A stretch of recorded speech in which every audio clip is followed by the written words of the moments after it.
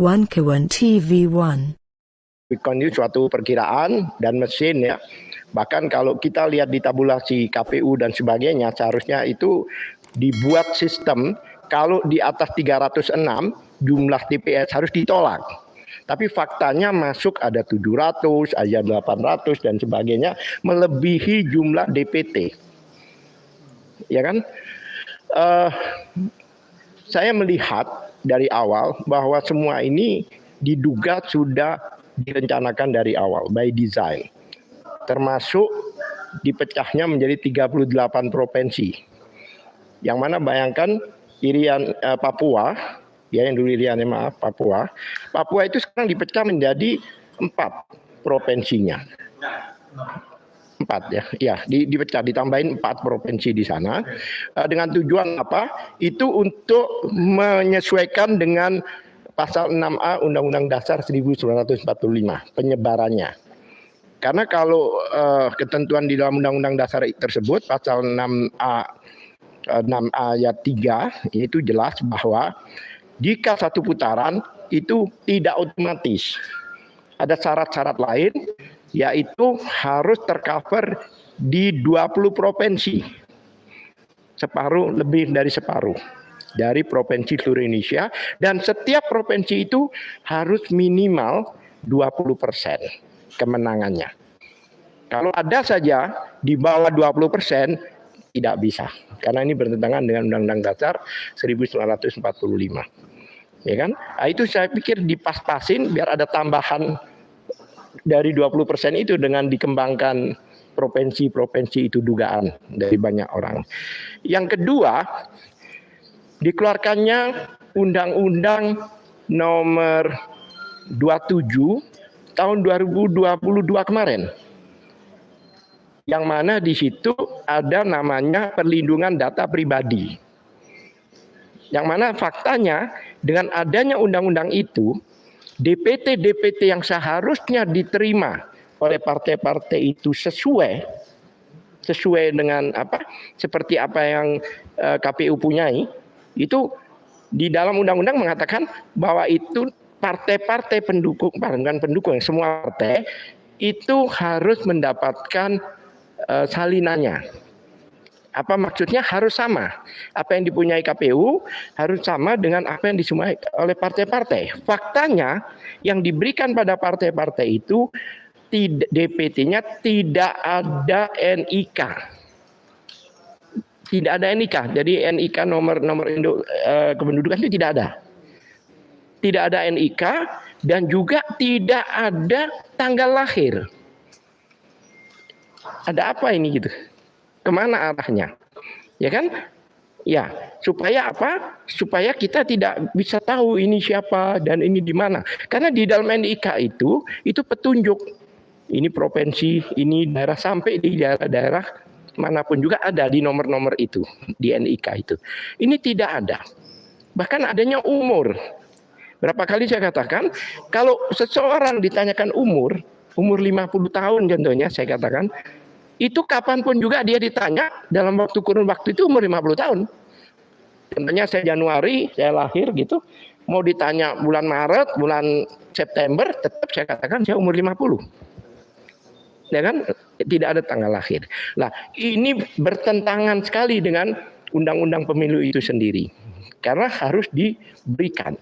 Jadi undang-undang ini sebenarnya bertentangan dengan undang-undang pemilu, Undang-Undang nomor 7 tahun 2017, yang mana harus salinannya diberikan.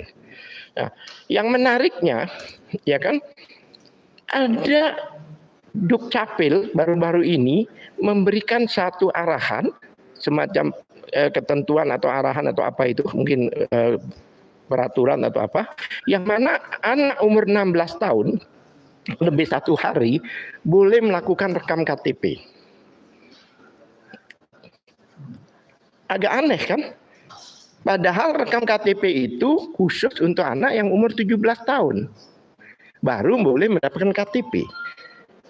ya kan? Dari umur 16 tahun lebih 1 hari itu boleh melakukan rekam KTP. Awalnya kok demikian, tapi begitu keluar PKPU nomor 25 tahun 23 kemarin, ya kan? Ternyata jika tidak mempunyai KTP elektronik, maka bisa menggunakan surat keterangan rekam KTP. Apakah ini ada hubungannya dengan itu? Ini, saya bertanya pada lingkungan kami, pada RT kami dan sebagainya, kenapa kok seperti ini? Alasannya supaya tidak numpuk. Padahal orang kalau melakukan perekaman KTP itu ke kelurahan, bukan ke imigrasi, tidak. Masa di satu kelurahan berapa orang sih umur 17 tahun pada satu tahun itu? Saya yakin tidak sampai 20 orang. Kenapa kok takut numpuk? Nah, itu berhubungan dengan laporan yang dilakukan oleh kami waktu itu sehubungan dengan DPT 54 juta yang bermasalah. Karena di situ banyak umur-umur yang di bawah umur 17 tahun. Seperti itu. Ya. Ada pertanyaan mungkin? Ya, mungkin nanti putaran kedua nanti. Iya. Oke, silakan. Baik. Terima kasih Pak Kadiri. Jadi jelas ya, tadi Pak Kadiri yang merupakan anggota timnas di kecurangannya. Saya IT. Direktorat Pengamanan dan Pengawalan Suara. Beliau memaparkan bagaimana bukan saja pasca Pilpres, pasca pemilu, tetapi beliau sudah menceritakan bagaimana tadi kecurangan-kecurangan secara hukum, secara undang-undang yang telah tentunya dipersiapkan untuk dicurigai sebagai dilakukan. Nah, apalagi ini naif sekali. Pada hari yang sama sudah dilakukan pernyataan deklarasi kemenangan ya yang oleh Pak Prabowo di GBK itu. Basisnya adalah quick count. Kita tahu bahwa quick count itu basisnya juga adalah cuman survei, ya kan? Sampling. Ini kan framing, satu mengancam psikologis rakyat lah, kurang lebih seperti itu ya.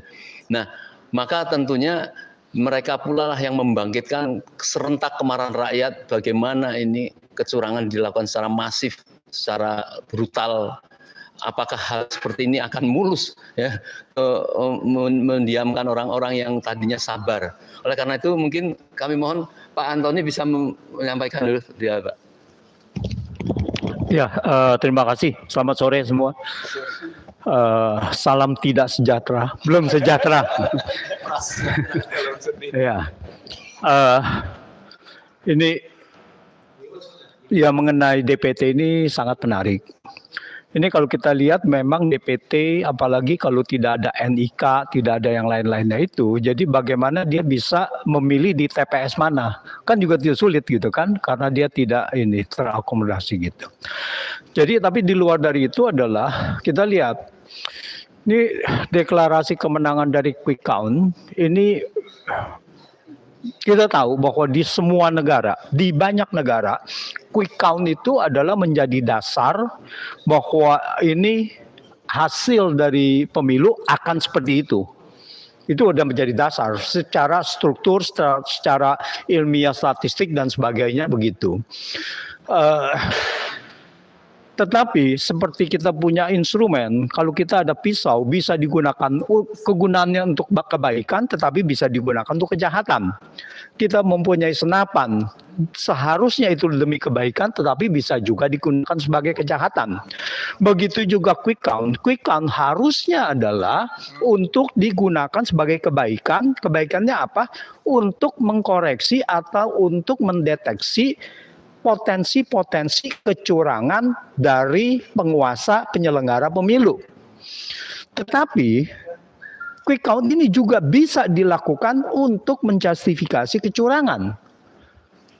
Kalau kita lihat dari survei juga begitu. Survei juga bisa digunakan untuk kecurangan-kecurangan dengan memanipulasi sampling tadi. Karena berdasarkan sampling, tergantung dari samplingnya dia bisa dilakukan kecurangan. Survei pertama kali yang awal-awalnya itu sudah menyatakan bahwa pasangan 02 adalah sekitar 45%. 40, 42, 45 ya, naik terus gitu. Sebelum dengan Gibran Oktober berarti ya, dengan pasangan dengan Gibran ya, Prabowo ya. Sebelum dengan Gibran, elektabilitas Prabowo cuma 30%. Naik dengan Gibran lalu 45%. 44, 45.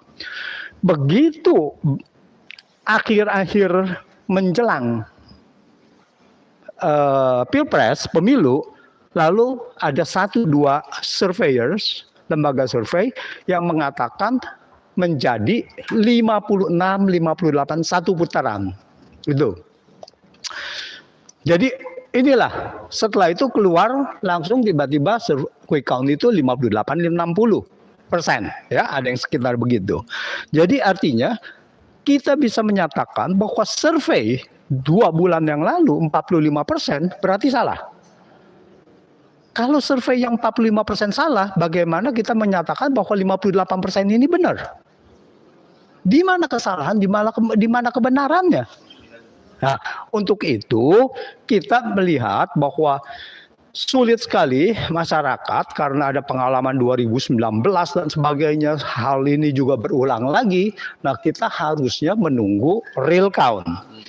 Masalah dari real count ini kemudian dibuat seperti mendukung quick count. Nah, inilah terjadi yang permasalahan di mana bahwa TPS maksimum 306 pemilih, malah ada yang kita bilang ada yang 700-an, 800-an, ada yang 500-an dan sebagainya. Nah, ini adalah satu kesalahan sistem yang disengaja untuk mengakomodir itu. Untuk mengakomodir kesalahan ini.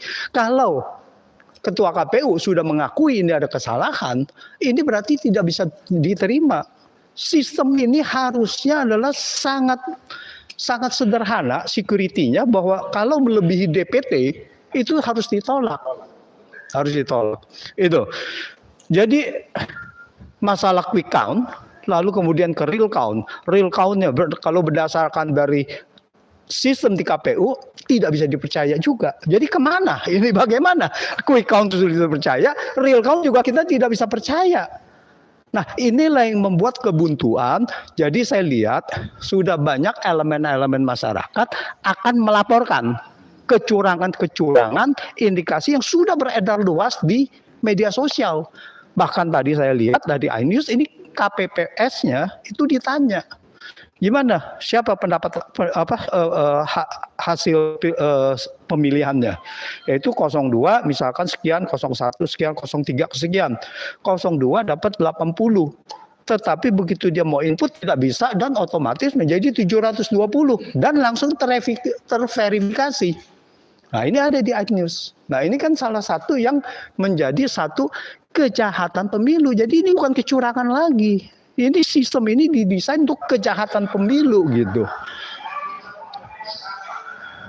Nah, jadi kita lihat ini banyak sekali begini ya. Jadi kita lihat real count-nya, kita harus tunggu juga dari real count. Tetapi dari real count dari KPU tidak bisa juga. Jadi mau tidak mau kita harus bersabar untuk menunggu dari hasil rekap manual. Mau tidak mau gitu. Dan apapun yang terjadi rekap manual itu harus nantinya kita bisa terima kalau rekap manualnya adalah tidak ada kecurangan. Tetapi yang sudah melakukan kecurangan dan terindikasi pidana ini tetap harus diproses. Ini adalah untuk menegakkan undang-undang pemilu tadi, untuk menegakkan hak kedaulatan rakyat. Nah, ini harus kejahatan ini diproses supaya ini jangan berulang.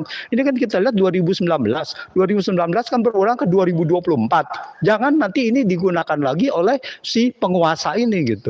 Saya rasa ya. Terima kasih Pak Anton. Ini luar biasa ya, tadi sudah agak terhubung ya apa yang disampaikan oleh Pak Altiri tadi, kecurangan-kecurangan sebelum ya, terlaksananya. Tapi Pak Antoni tadi banyak mengutip bahwa bagaimana kecurangan yang terstruktur ya, bahwa kemenangan atau proses di real count itu nampaknya akan ada di membenar-benarkan sesuai dengan quick count gitu ya Pak ya.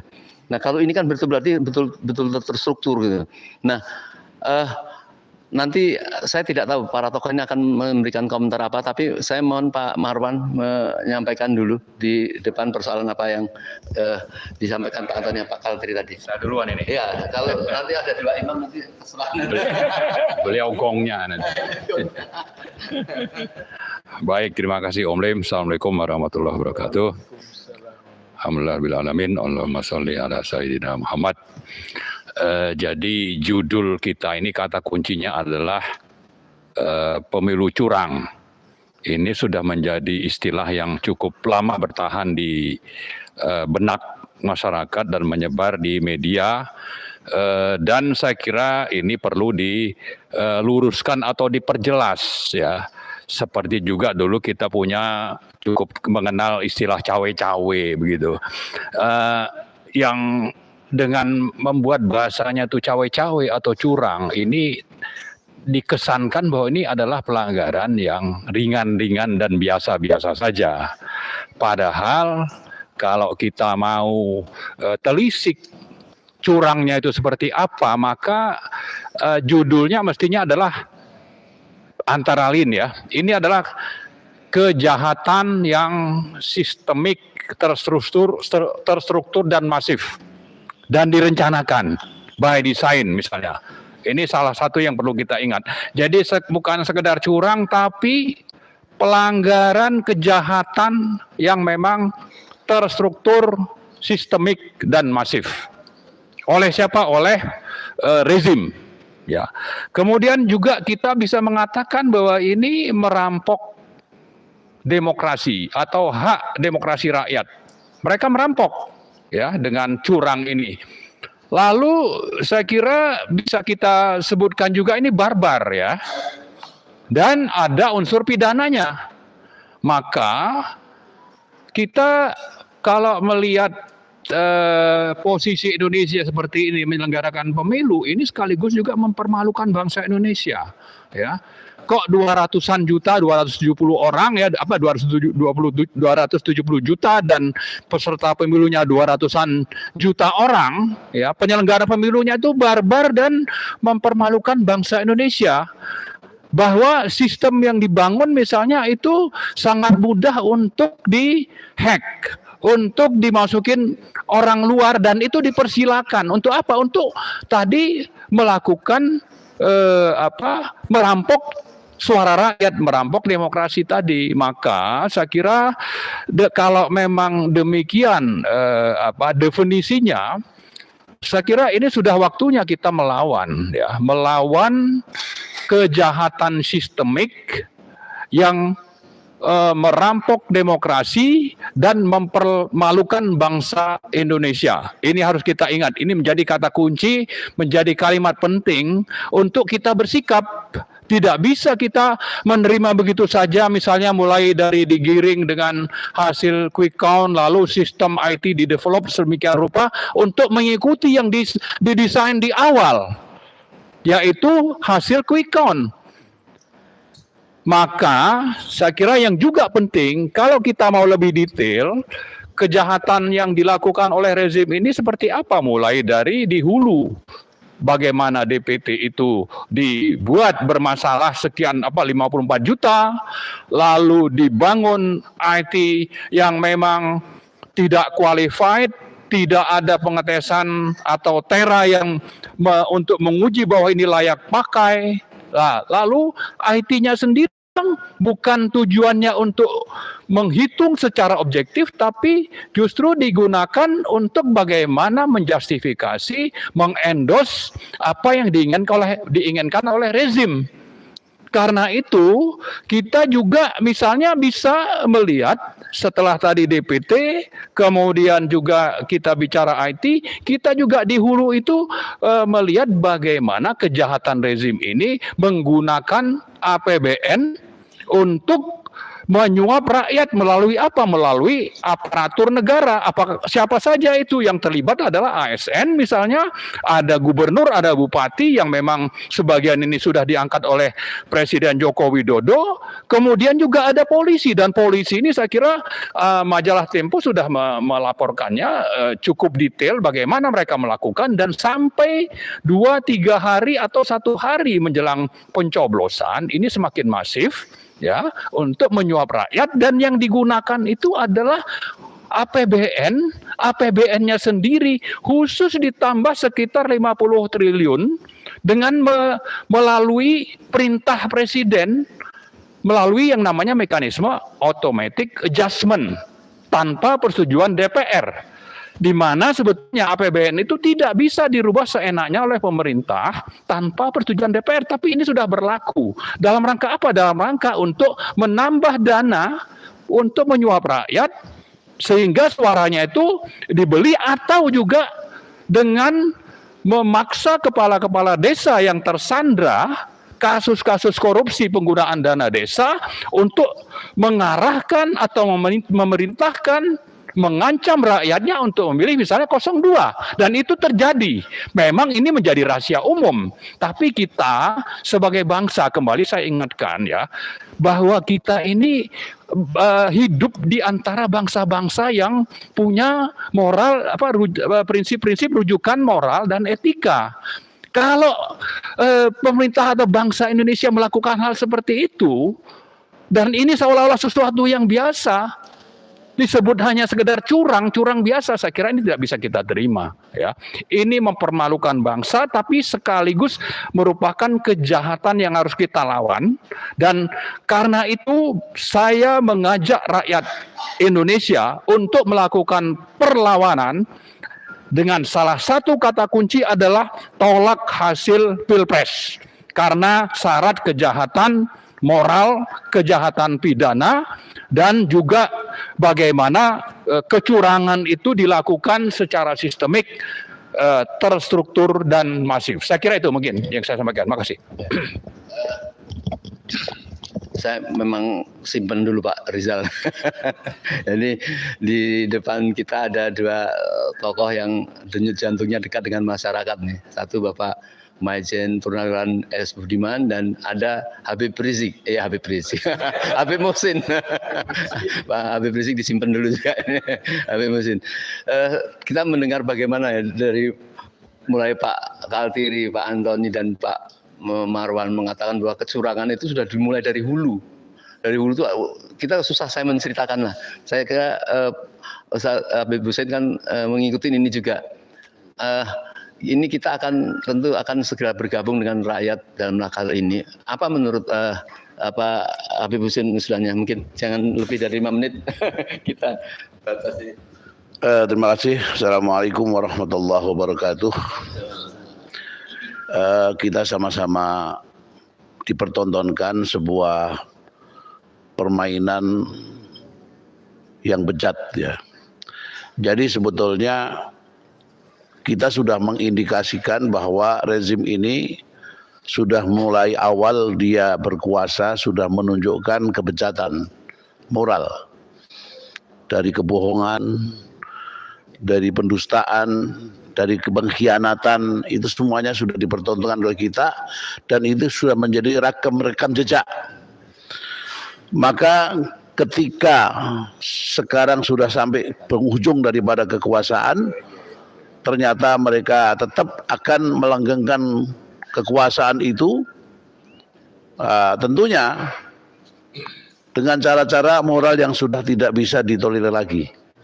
Sudah melanggar asas agama, melanggar asas moralitas manusia, ya, yang sulit sekali akal sehat menerima, dan mempunyai karakter tidak kenal malu, ya, tidak kenal kasihan, ya, tidak kenal dosa, ya, sehingga ini menjadi sesuatu yang sangat menyakitkan dan sangat jelek di mata rakyat dan di mata dunia. Oleh karena itu, maka yang paling pertama kita sadarkan adalah masyarakat, bahwa apa yang sudah kita sinyalir sejak awal, bagaimana rezim ini, bejatnya rezim ini terbukti sudah. Dan sekarang sudah pada penghujung, mereka akan menguatkan lagi kekuasaannya, meneruskan. Sehingga rakyat ini sudah tidak ada kedaulatannya. Padahal kita tahu bahwa salah satu asas demokrasi itu adalah kedaulatan di tangan rakyat. Dan rakyat semua, masyarakat, kita harus sampaikan bahwa Anda sudah tidak punya lagi kedaulatan. Ini adalah sudah diktator, ya. Ini sudah tirani. Jadi mau apa lagi yang kita bertanggungjawabkan? Selama ini slogannya adalah negara kita negara hukum, dan kita sudah mencoba masih mentolerir dan kita masih mengikuti taat asas, menjadikan hukum menjadi asas. Tapi kita menghadapi satu rezim yang sangat tidak peduli dengan hukum, dan hanya satu hukum yang brutal. Ya, atas nama konstitusi, atas nama hukum, tapi mereka adalah berkhianat dan dengan cara-cara yang sangat bejat dan tidak bermoral.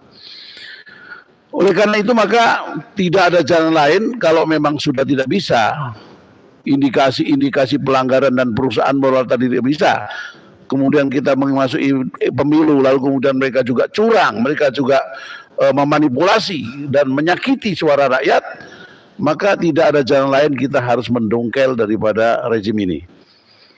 Masyarakat yang punya hak untuk mendongkel dan untuk mengambil kembali kedaulatan di tangannya rakyat secara utuh sesuai dengan amanat Undang Dasar 45. Maka dalam hal ini kita sudah semua tahu bagaimana proses pemilu, bagaimana kecurangan.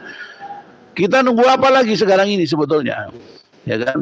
Bagaimana kita menghadapi penguasa yang zalim, penguasa yang sudah tidak peduli dengan hukum, dengan konstitusi, dengan dasar negara. Lalu apakah kita masih mengharap mereka akan memberikan keadilan kepada kita? Tidak akan pernah. Oleh karena itu kita tetap menjalankan proses hukum, tapi kita harus siap, harus mempersiapkan, ya, dan mengubarkan kepada masyarakat. Sudah saatnya kita harus bersiap untuk mengambil alih kedaulatan dengan rakyat sepenuhnya. Ini yang paling penting, ya. Jadi kita harapkan para tokoh-tokoh masyarakat yang masih punya hati nurani yang bersih, akal yang sehat, ya, mengajak ke masyarakat untuk sadar, dan saatnya kita harus menyatukan daripada persepsi kita. Kita menciptakan common enemy, ya. Rezim ini adalah common enemy kita. Kejahatan mereka adalah common enemy kita. Dengan dasar itu, maka kita harus segera bergerak dan menyelamatkan negara ini dan bangsa ini sebelum negeri kita menjadi hancur lebur dan jelek di mata dunia, apalagi di mata Tuhan Yang Maha Esa. Ini saja mungkin yang bisa saya sampaikan. Terima kasih. Wassalamualaikum warahmatullahi wabarakatuh. Terima kasih Habib, sangat jelas dan tegas ya. Dari Pak Marwan tadi hanya sampai menyampaikan lawan. Jenis lawannya jelas apa yang disampaikan Habib, dongkel. Dongkel itu satu kata yang memang bukan berarti rakyat ini tidak pernah memproses secara hukum atau politik, ya. Karena memang menghadapi tembok yang tebal dan bebal gitu ya. Saya melihat memang kecurangan ini sudah betul-betul terstruktur, sistematis, dan masif, ya. Artinya negara sudah gagal untuk melakukan penyelenggaraan pemilu yang adil dan jujur. Kalau begitu maksudnya apa? Ya harus dibatalkan demi hukum, demi keadilan, demi kejujuran. Pemilu ini tidak ada artinya kalau hanya memenangkan satu paslon yang didukung oleh presidennya sendiri, ya. Jadi kembali pada ini kesimpulannya, ya ayo kita lawan rejim yang sangat zalim ini dan batalkan pemilu. Ulangi pemilunya tanpa Jokowi. Artinya Jokowinya harus minggir dulu.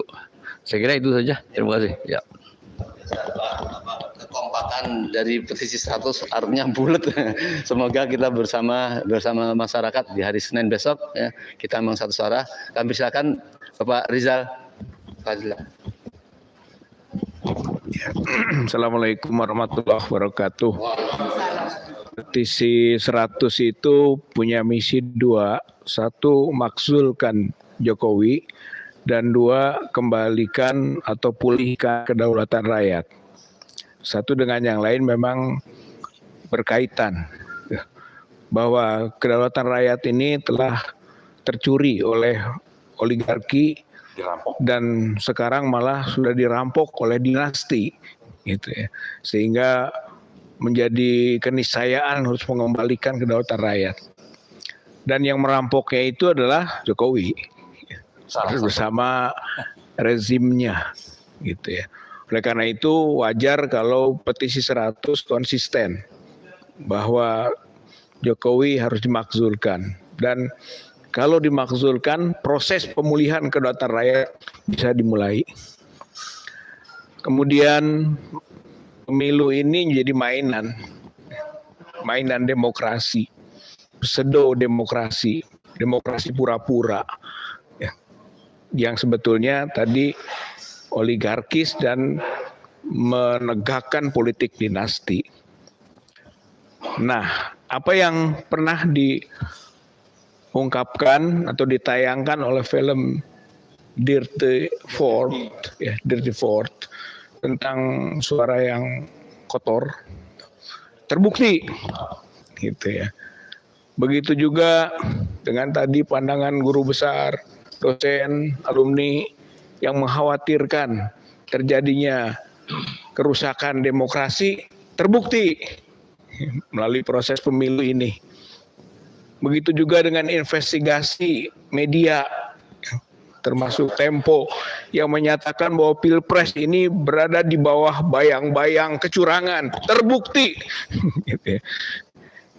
Jadi pemilu 2024 adalah pembuktian daripada kekotoran, kecurangan, dan perampokan kekuasaan, kedaulatan. Oleh karena itu, maka mau tidak mau kita harus memulai meluruskan kiblat bangsa yang sudah dibelokkan ini.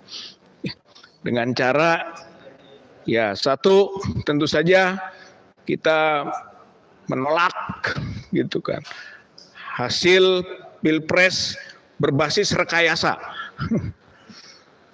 Dan kita menolak juga sekarang pada tahap ini hasil quick count. Itu quick count. Itu badut-badutan itu. Tapi juga kejam. Kita sebut itu quick count Dracula. Dia menghisap darah, menghisap suara rakyat, gitu kan. Dengan kepentingan hawa nafsunya. Dan dia juga telah melakukan kekejian, kejaman, teror. Jadi quick count itu teror itu. Yang nanti dibuktikan dengan tindak lanjut berupa deklarasi kemenangan hasil quick count. Quick count itu langsung deklarasi itu sendiri teror. Jadi ini negara rezim teror RIS dan rezim horor RIS.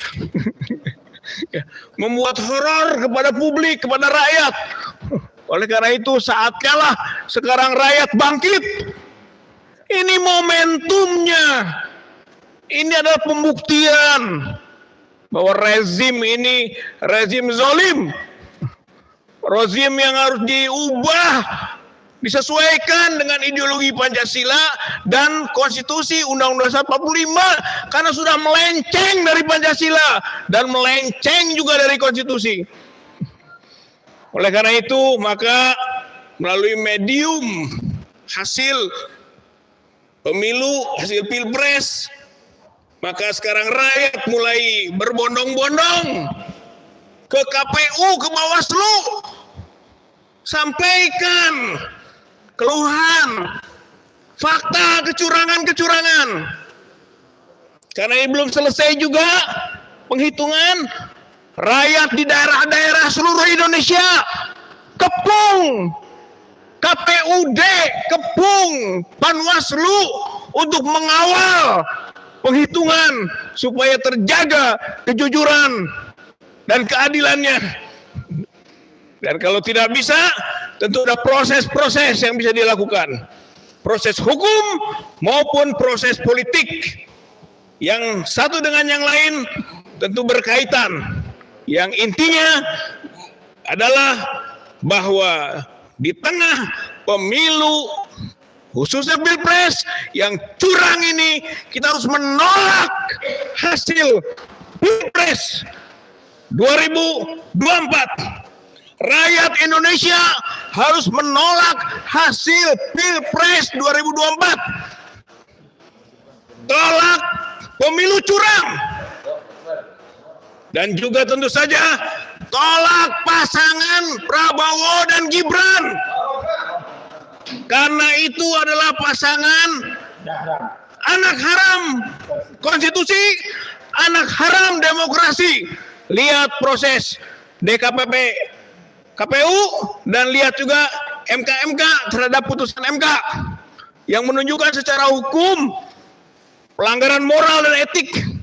Jadi negara ini negara tidak bermoral. Rezim ini rezim melanggar dan menginjak-injak etik, menghalalkan segala cara.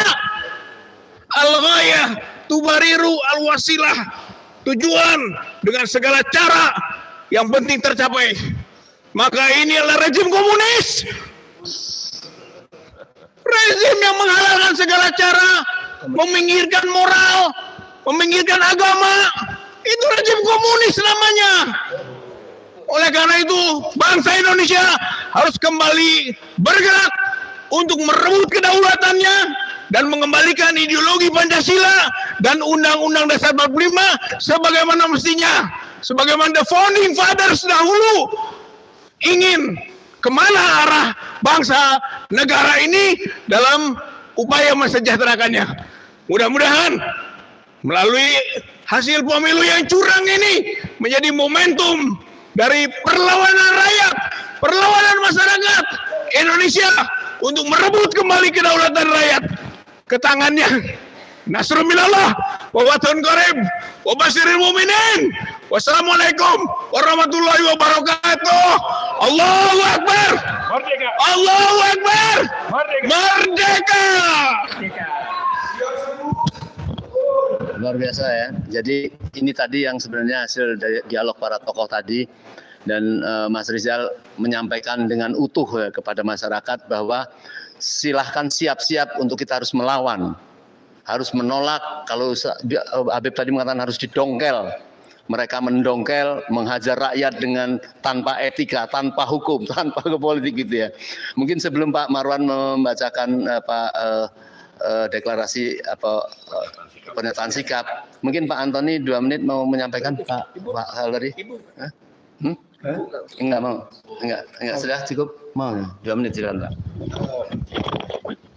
Saya tidak menambahkan, cuma saya ingin mengumumkan bahwa saat ini adalah pemeriksaan di kelurahan, kecamatan, ya kan, di BPS, iya, perhitungan ulang di sana. Mohon pada pejuang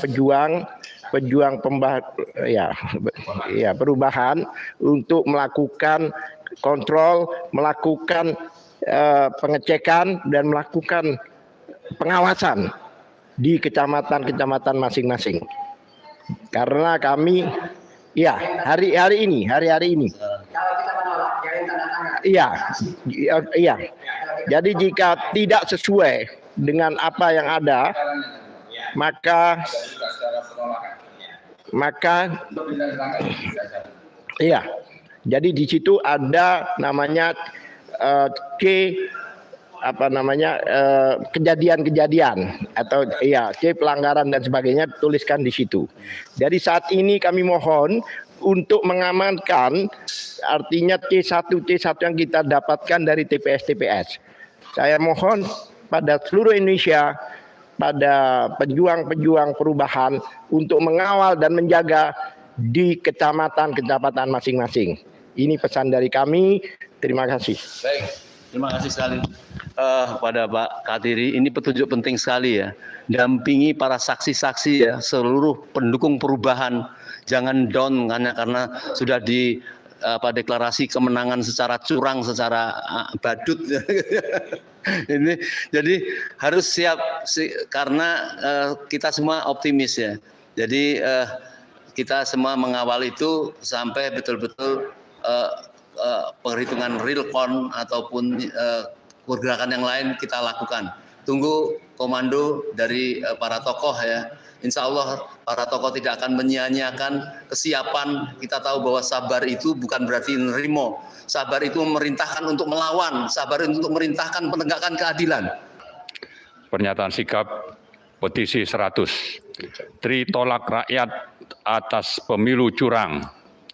Bahwa bentuk kecurangan pemilu telah diawali dengan mobilisasi birokrasi, pengerahan aparat, dan penunggangan hukum untuk kepentingan politik.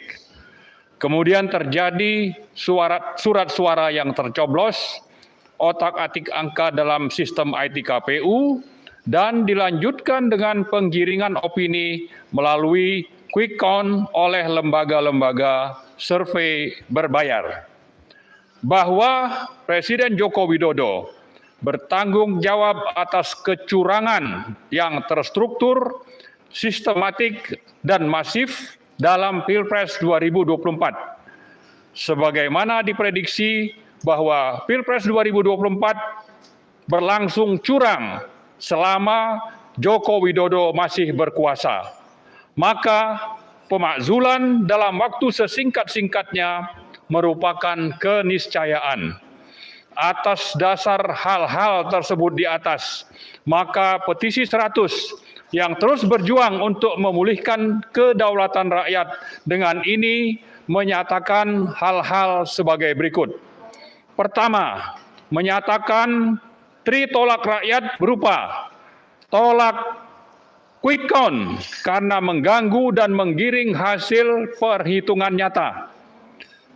Lalu tolak hasil pemilu curang yang merusak azas pemilu yang jujur dan adil dengan memberdayakan anggota KPU pusat hingga daerah, anggota Bawaslu, serta seluruh jajaran ASN di daerah untuk melakukan kecurangan. Didukung dengan menggunakan sistem IT yang cacat, tidak layak pakai, dan syarat rekayasa manipulatif. Serta yang ketiga, tolak Prabowo Gibran sebagai pasangan curang dan cacat konstitusi.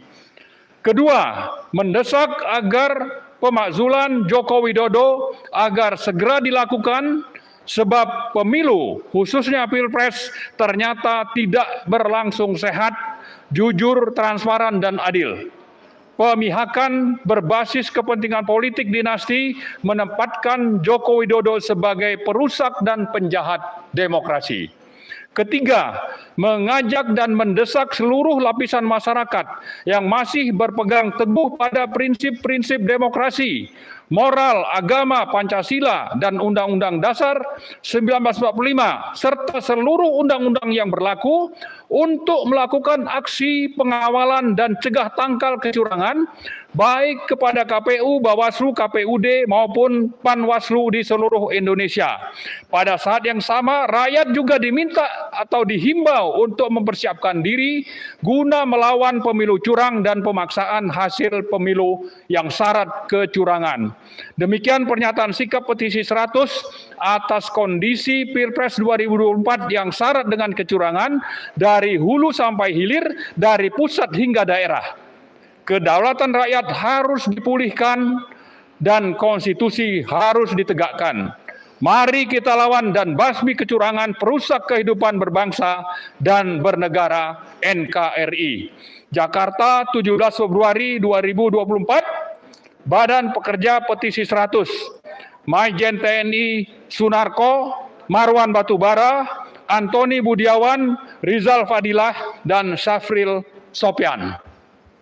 Demikian saya sampaikan tadi pernyataan sikap petisi 100, dan pada saat ini juga kami ingin menyampaikan rencana dari sejumlah kelompok masyarakat dan juga petisi 100 untuk melaporkan tindak pidana kejahatan yang terjadi pada sistem IT KPU ke Bawaslu. Kita akan menyampaikan gugatan atau laporan kejahatan pidana ini pada hari Senin jam 11 waktu Indonesia Barat, dan saya kira siapapun yang prihatin dan ingin menyatakan sikap atau mau bergabung dengan kami pada pelaporan itu, kami persilakan untuk kita sama-sama menggugat dan menyampaikan laporan tentang kecurangan atau kejahatan pidana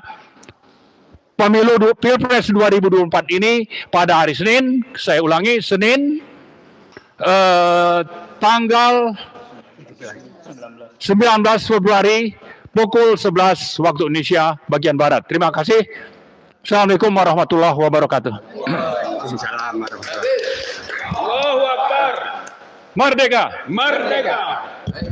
Kita akan melaporkan segala jenis kecurangan, dan lebih bagus bagi masyarakat baik di tingkat RW kelurahan yang tahu ada kecurangan dan ini melaporkan. Mari seluruh masyarakat bergabung pada hari Senin tanggal 9 Februari di Gedung Bawaslu Jalan MH Tamrin. Nanti kita bersama-sama insya Allah bertemu di sana. Assalamualaikum warahmatullahi wabarakatuh.